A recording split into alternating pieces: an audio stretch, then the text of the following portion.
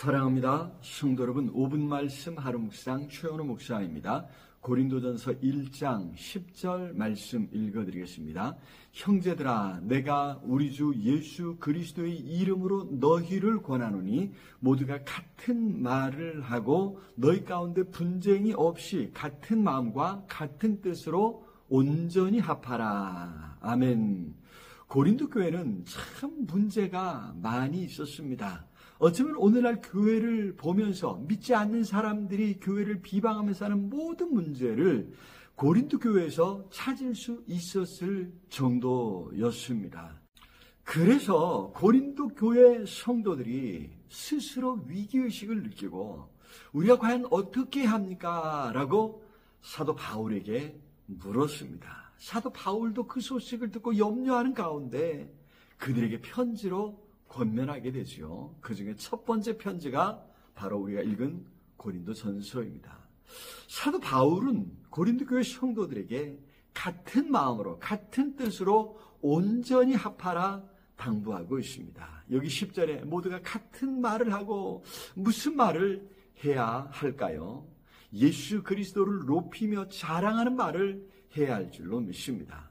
그래서 여기 우리 주 예수 그리스도의 이름으로 권하고 있는 것입니다.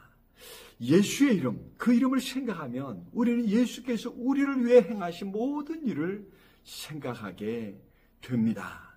예수께서 죄인인 우리를 위해 하늘 보좌를 포기하시고 친히 이 땅에 찾아오셨습니다. 그리고 십자가에 자신을 내어주기까지 사랑하신 것이지요.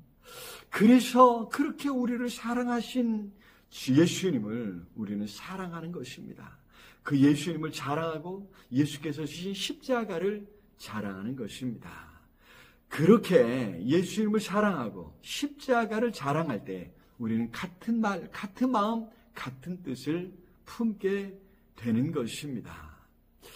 예수님의 사랑으로, 아니 예수님을 사랑함으로 모인 교회입니다. 거기에 무슨 다툼이 있을 수 있고 비방할 거리가 생길 수 있겠습니까?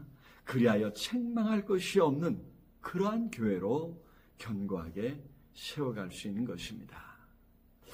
어쩌면 고린도 교회의 상황이 오늘 우리 한국 교회의 상황과 똑같지 아니한가 그런 생각을 해보게 됩니다. 오늘 우리 한국 교회가 표류하고 있다고 하는 것은 분명해 보입니다. 더구나 대중매체의 발달로 인해 실시간으로 교회가 처한 문제들이 드러나고 있습니다.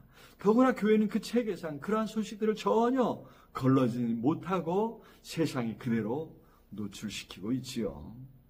이러한 상황에서 우리는 먼저 교회의 일원으로서 우리 스스로가 그 모든 일에 책임이 없다 말할 수 없습니다. 우리가 그러한 비판들을 겸허히 받아들여야 할 줄로 믿습니다.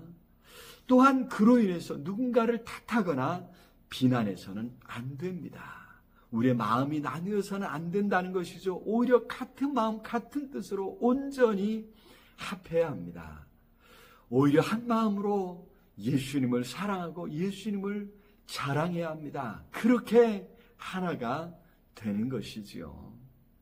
바라기는 순간순간 예수 그리스도 그 이름을 생각하고 예수님을 자랑함으로 책망할 것이 없는 교회로 세워져 갈 수 있기를 바랍니다.